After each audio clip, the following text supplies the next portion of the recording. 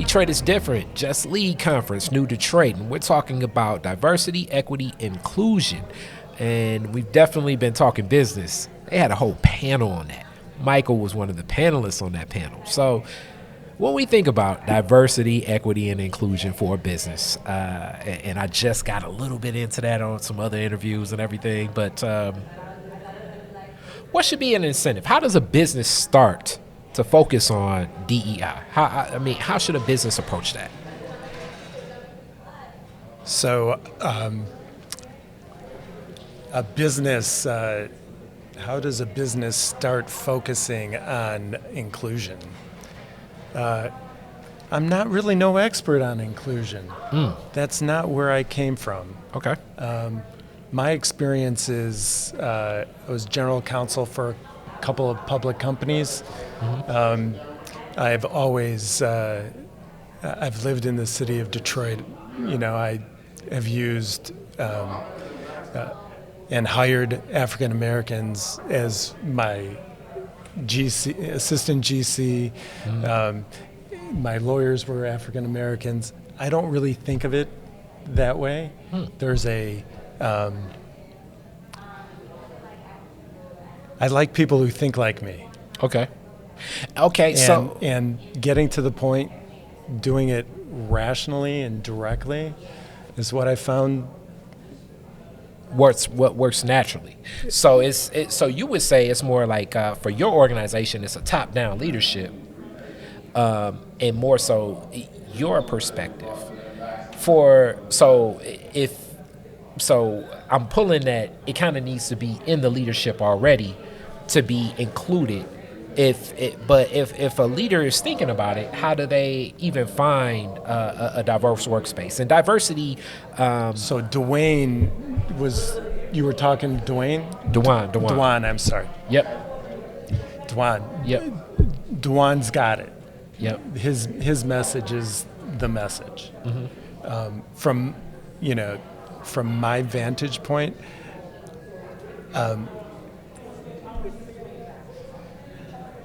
there's a disconnect between the transaction of hiring somebody and making it human.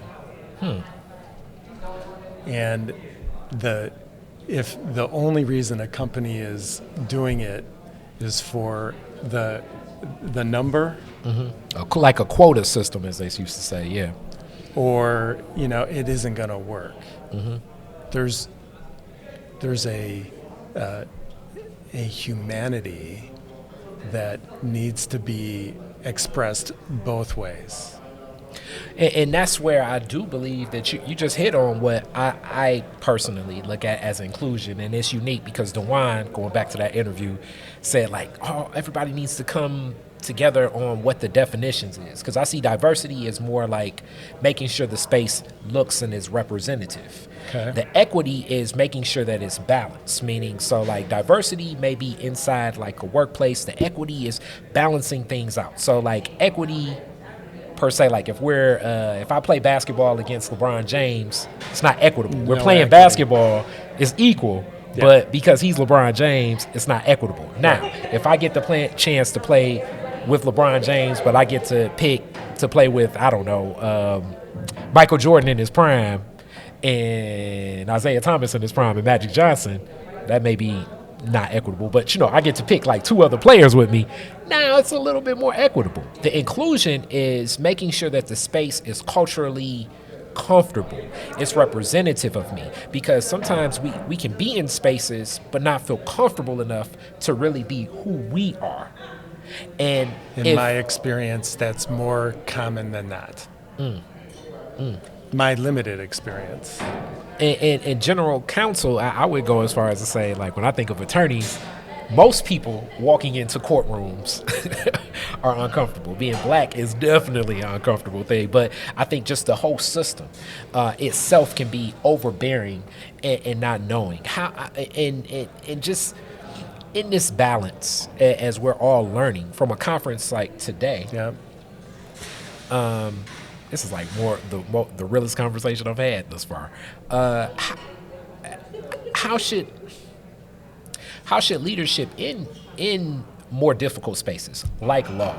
Or I would look at law and justice is a more difficult space. When we look at certain spaces like stronger institutions, political spaces, what are those strides to be made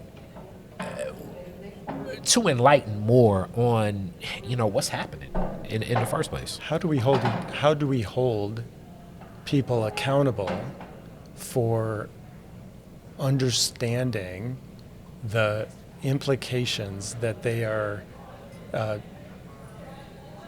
of the message they're giving? Mm-hmm.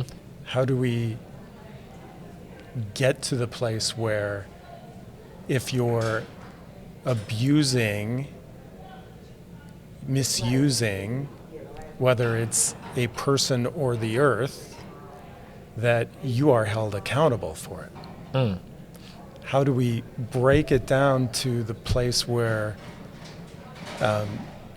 we aren't all running after the holy grail of having made it when hurricanes are blistering, earth up, man. Mm-hmm. The fires, my son's asthmatic, he's living in Seattle. Smoke. Mm. It's constant. Mm-hmm. We're not the issues of abusing people or discriminating against people based on their race or not being inclusive. The housing conversation with you had interviews with those people. They, the level of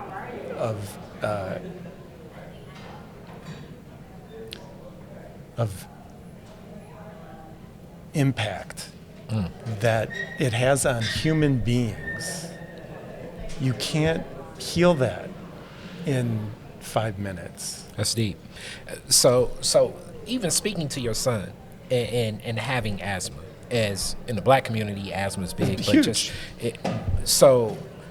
So having that, like, when does your son even become comfortable sharing, like, with a potential employer, or it could be in a school setting or many places? Like, how do you even heighten something like that, or does it just always, is the onus and the courage gonna always be a responsibility on a person with asthma or other, as we think of mental illness and other disabilities that do exist, because inclusion also goes into those spaces and many people just completely disregard it. It's so many in these new structures, I don't even think most of them are even ready for a wheelchair accessibility, being Right. built in, and it's like, I want to try out this new restaurant, but how do I?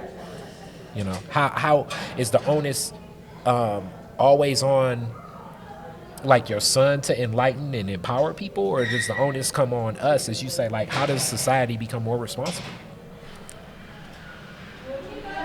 There's a question on the table over there. How do we bring racial equity into politics? Mm. These are, like, it's a great question. How do you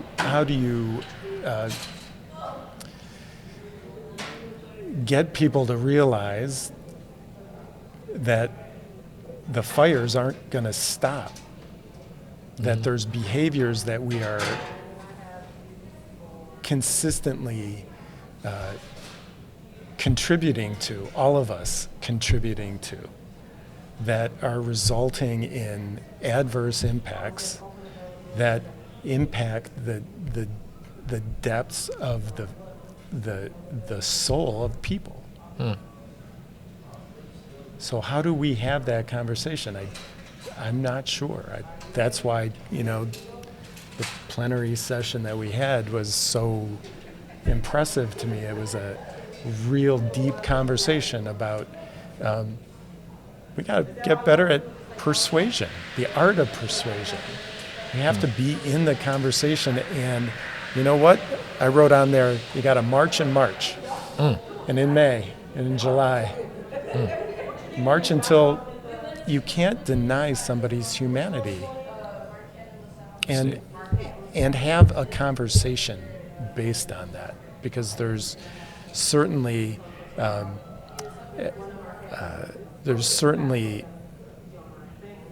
arrogance and humbling that I've needed in my life.